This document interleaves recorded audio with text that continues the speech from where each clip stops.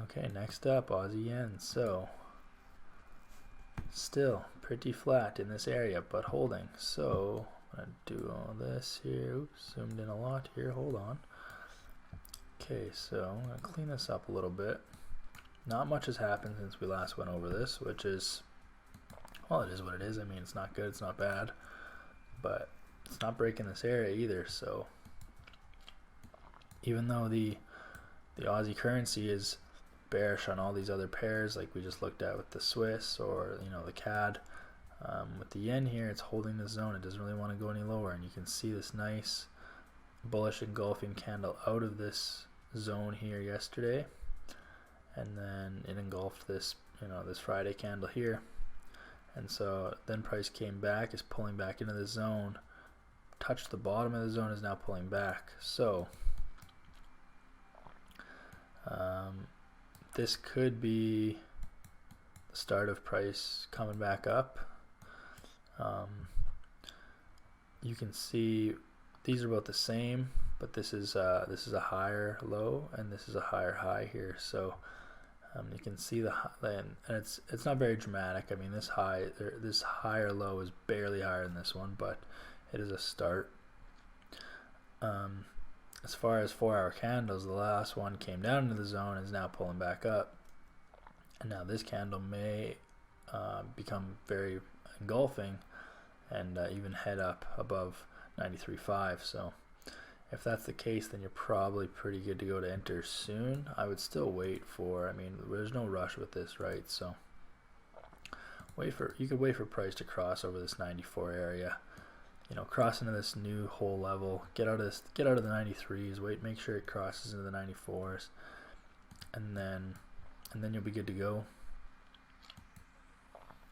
I just yeah, price is really rejecting this area here, which is nice. Could even extend this a little bit. So it's got all those wicks in there.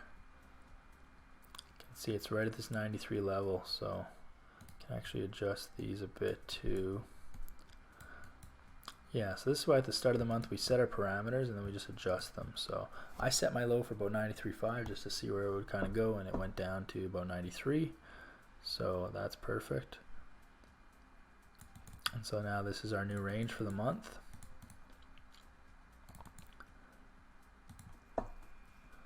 Still about 500 pips, but we just started off at 93 level, and you can see this whole level at the 93 level is holding price. So now it came into the zone, it's pulling back, so it's getting ripe for a buy. So now we got to figure out like where exactly we want to buy it from. I mean, you're welcome to buy it from this zone, but that's just a little bit more risky now. So price is still below on this 4-hour moving average, so, and it's below on the 1 hour. So personally, I would not buy this yet. I would wait for price to at least cross over this 1 hour. I'm going to set an alert. Let price cross over this 1 hour moving average, and then you know that there's some bulls here and we're ready. Right now we're speculating. We think that like this is a higher low, so maybe this was a recent higher high versus this one, all these highs here. So I mean, I can kind of see it shaping, but I would just wait. I would wait for a little bit more momentum, and it might take today, it might take tomorrow. Maybe this candle closes, maybe this candle comes up, pulls up to about here, and then tomorrow it closes, or tomorrow when it opens, it engulfs this candle, breaks this zone, past this 94 level. Then you're good. Then you know that like, okay, the bulls are back. There's no sense in taking a trade that if you would have just waited 12 hours, it would have been a perfect setup, and you would have had a ton of confluence. Like, that's what I would do. So that is Audjpy. We're just gonna wait a little bit. Let price break across this 1 hour moving average, and then we're looking to target this 98 level, which is pretty much this previous high here, pretty close to it. So I think that's very, very within reason here to target. Obviously it's gonna have to break this area, but I think it will. And then yeah, we'll be laughing when it does that. So we just gotta wait for Aussie yen to set up a little bit more, and we'll be good to go.